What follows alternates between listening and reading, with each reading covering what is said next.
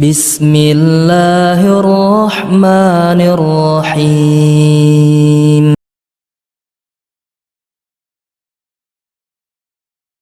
Dalam hadis riwayat Tirmidzi dari Abu Barzah Al-Aslami radhiyallahu anhu, Rasulullah sallallahu alaihi wa ala alihi wasallam bersabda, "La tazulu qadama 'abdin yaumal qiyamah hatta yus'ala an umrihi fima afna." Tidak akan bergeser kedua telapak kaki seorang hamba pada hari kiamat sampai ia ditanya tentang umurnya dia habiskan untuk apa. Pertanyaan pertama. Wa an ilmihi fima fa'ala, tentang ilmunya dia amalkan dalam hal apa. Yang kedua, wa an malihi, ini tentang harta. Tentang hartanya, min aina iktasabahu wa fima anfaqahu, tentang hartanya dia dapatkan dari mana dan dia gunakan kemana. Khusus harta ada dua pertanyaan. Dapatkan dari mana, kemudian digunakan untuk apa. Yang terakhir pertanyaan Allah, wa an jismihi fima abla, tentang badannya dia gunakan untuk apa. Ini muqaddimah dari poin yang kedua. Apa saja yang menghancurkan berkah pada rezeki. Ketahuilah bahwasanya harta, rezeki yang kita dapatkan di dunia, 1 rupiah, 100 rupiah, 1000 rupiah, 10.000 rupiah, 100.000 rupiah, 1 juta, 1 miliar yang kita dapatkan, yang masuk ke rekening kita, yang ada dalam dompet kita akan ditanya dari dua sisi. Siapkan jawabannya masing-masing. Dari mana kita dapat dan kemana kita gunakan. Sudah siapkah kita ketika dicabut nyawanya oleh Allah untuk menjawab pertanyaan tersebut? Makanya dalam hadis diriwayatkan oleh Imam Bukhari, Rasulullah sallallahu alaihi wasallam bersabda, "Yadkhulul fuqara'u al-jannata qabla al-aghniya bi 500 'am." Orang-orang fakir masuk surga sebelum orang-orang kaya 500 tahun. Hadis ini bukan berarti menunjukkan buruknya kekayaan. Jangan sampai orang-orang yang diluaskan rezekinya kemudian dia sedih, "Oh, Ustaz, kalau begitu kita miskin aja deh." Enggak. Kenapa orang-orang kaya yang diluaskan rezekinya oleh Allah Subhanahu wa taala terlambat 500 tahun masuk surga dibandingkan orang miskin? Karena orang miskin pertanyaannya tidak banyak. Orang kaya yang luas rezekinya pertanyaannya ada dua tadi. Dari mana kamu dapat itu rupiah, dari mana kamu dapat hari sekian, bulan sekian, tahun sekian. Itu harta yang kamu masukkan ke dalam dompetmu, dari mana kamu dapat bulan sekian harta. Terus banyak. Akhirnya 500 tahun sebelum penciptaan langit dan bumi. Bapak Ibu kalau dipilihkan, silahkan milih ya. Mana yang ibu pilih atau mana yang bapak pilih? Kaya bersyukur, miskin bersabar. 99% saya yakin kaya bersyukur. Enggak mau kere. Capek Ustaz dari kere. Masa saya dari orok sampai sekarang cuma tingkat ekonomi saya dari menengah ke bawah terus menanjak ke bawah sampai terperosok. Enggak mau.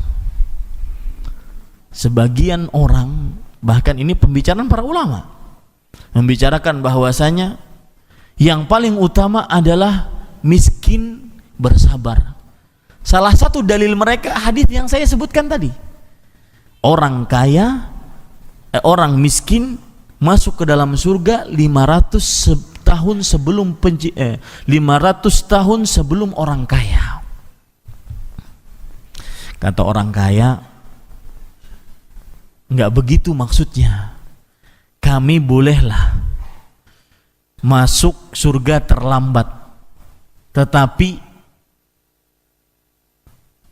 Anda bisa beramal ibadah kepada Allah kan karena kami. Bisa berjihad di jalan Allah butuh apa? Butuh apa? Harta. Bukan butuh modal nekat, enggak. Butuh harta. Makanya Rasul sallallahu alaihi wasallam pernah suatu ketika di suatu tahun di kota Madinah paceklik, kekeringan, tidak ada harta yang mereka bisa gunakan untuk bekal sebagai alat mereka berperang. Rasulullah SAW sangat butuh bantuan pada waktu itu. Intinya orang kaya bisa membantu orang miskin untuk beramal ibadah, berjihad, membangun masjid. Orang miskin akhirnya bisa sholat di masjid tersebut. Sarana-sarana untuk beribadah dan menuntut ilmu didapatkan dari orang kaya. Maka sebenarnya kata Syekhul Islam Ibnu Taimiyah rahimahullah, di antara orang miskin bersabar dibandingkan orang kaya bersyukur adalah derajatnya sama. Tidak ada yang membedakan mereka kecuali dengan takwa.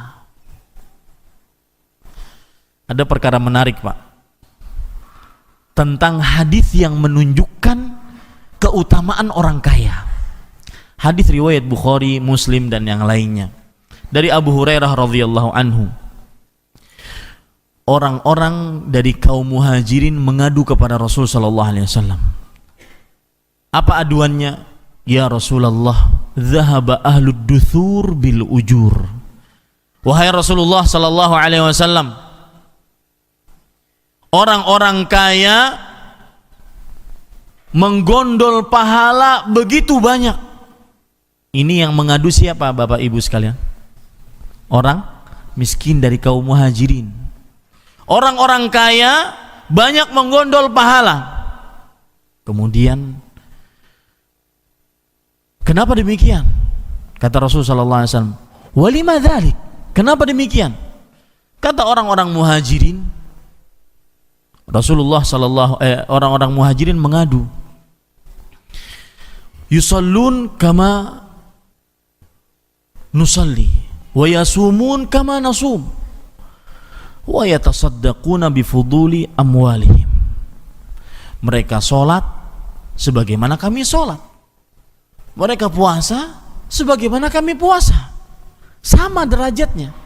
Tapi mereka punya kelebihan, mereka bersedekah dengan kelebihan harta-harta mereka, dan kami orang Muhajirin, orang miskin tidak bisa bersedekah. Dari hadis ini banyak faedah, saya akan sebutkan setelah salat Isya. Kita cukupkan. Wassallallahu nabiyana Muhammad walhamdulillahirabbil alamin. Bagaimana gaya hidup para sahabat Nabi radhiyallahu anhum. Lihat apa yang diminta oleh kaum Muhajirin kepada Rasul sallallahu alaihi wasallam. Ya Rasulullah, dhahaba ahlud duthur bil ujur. Wahai Rasulullah, orang-orang kaya banyak membawa pahala. Mereka sholat sama seperti sholatnya kami, mereka puasa sama kami juga berpuasa, tetapi mereka bisa bersedekah dengan harta-harta yang lebih dari yang mereka miliki. Ini merupakan gaya hidup para sahabat. Kaum Muhajirin di sini menurut Bapak Ibu sekalian, apakah minta kaya atau minta sama-sama banyak pahala? Minta sama-sama bagaimana bisa banyak pahala. Maka coba perhatikan dalam kehidupan kita, bagaimana kita mencontoh gaya hidup para sahabat. Salah satunya adalah senantiasa berlomba-lomba dalam kebaikan. Jika si fulan gajinya sama dengan saya, akan tetapi dia lebih berkah hartanya, maka saya juga pun begitu, harus lebih berkah harta saya. Jika si fulan umurnya 30 tahunan sama saya, tetapi dia sudah bisa menghafal Al-Quran sekian juz, maka saya juga harus bisa seperti dia, bahkan lebih. Jika si fulan umurnya sekian tahun, tetapi dia sudah hafal hadis-hadis Rasul sallallahu alaihi wasallam, terutama yang sangat dibutuhkan oleh setiap muslim, maka saya juga harus lebih. Inilah gaya hidup para sahabat yang senantiasa berlomba-lomba dalam kebaikan. Itu yang harus kita contoh. Kemudian Bapak Ibu saudara-saudari yang dimuliakan oleh Allah, pelajaran yang menarik tentang miskin bersabar dan kaya bersyukur dari hadis tadi adalah kemudian Rasulullah SAW memberikan kepada orang-orang muhajirin yang miskin tersebut amalan. Amalannya adalah setiap kali setelah selesai sholat membaca 33 subhanallah, 33 alhamdulillah, 33 Allahu akbar, dan diakhiri dengan ucapan la ilaha illallah sampai wa huwa ala kulli syai'in qadir. Kata Rasulullah sallallahu alaihi wasallam, tidak ada yang bisa mengalahkan kalian dari sisi pahala kecualinya ini orang-orang yang mengamalkan seperti amalan kalian. Ya, pulanglah kaum muhajirin bersuka cita mendapatkan amalan Rasulullah yang bisa mengalahkan amalannya orang-orang kaya. Mereka setiap kali setelah selesai sholat menyebutkan subhanallah 33, alhamdulillah 33, Allahu akbar 33, diakhiri dengan la ilaha illallah sampai wa huwa ala kulli syai'in qadir. Orang kaya dengar. Kata Rasulullah SAW, tidak ada yang mengalahkan amalan kalian ini dari sisi pahalanya kecuali orang yang mengamalkan seperti amalan kalian. Orang kaya dengar dan mereka beramal seperti amalan orang-orang muhajirin tadi. Sama lagi kan? Sama. Dan tetap luar biasa orang kaya. Tetap untung orang kaya, tetap menang orang kaya. Kemudian kaum muhajirin kembali lagi kepada Rasulullah sallallahu alaihi wasallam. Wahai Rasulullah, sami'a ikhwanuna min ahli al-amwal bima fa'alna fa fa'alu mithla ma fa'alna. Wahai Rasulullah, orang-orang kaya mendengar apa yang kami ucapkan dan mereka mengucapkan seperti apa yang kami ucapkan. Mereka mengerjakan seperti apa yang kami kerjakan. Akhirnya kami tetap kalah. Kalah dalam apa? Kekayaan atau amal ibadah? Amal ibadah. Ini gaya hidup para sahabat. Maka di akhir hadis, setelah aduan yang kedua dari kaum muhajirin, Rasulullah sallallahu alaihi wasallam menjawab, "Dzalika fadlullahi yu'tihi man yasha." Itulah kemuliaan yang Allah berikan kepada siapa yang Dia kehendaki. Dari hadis ini para ulama menyatakan bahwa al-ghaniyyu syakir afdalu minal faqir sabir. Orang kaya yang bersyukur lebih utama dibandingkan orang miskin yang bersabar. Tapi orang miskin yang bersabar menjawab lagi. Kata orang miskin yang bersabar, Rasulullah sallallahu alaihi wasallam pernah berdoa, Allahumma hsyurni ma'a zumratil masakin. Ya Allah, kumpulkan aku bersama orang-orang miskin. Bukan orang-orang apa? Kaya. Berapa sudah? 20, 22. Kita ingin bikin hat-trick. Ya, intinya pada ikhwah sekalian, ini bukan inti pelajaran kita. Tetapi intinya antara al-ghaniyyu syakir, orang kaya yang bersabar, orang bersyukur, dengan orang al-faqirus sabir, orang miskin yang bersabar, sama. Yang membedakan mereka adalah apa? Taqwa. Dan ini yang dikuatkan pendapatnya oleh Imam Syekhul Islam Ibnu Taimiyah rahimahullahu ta'ala.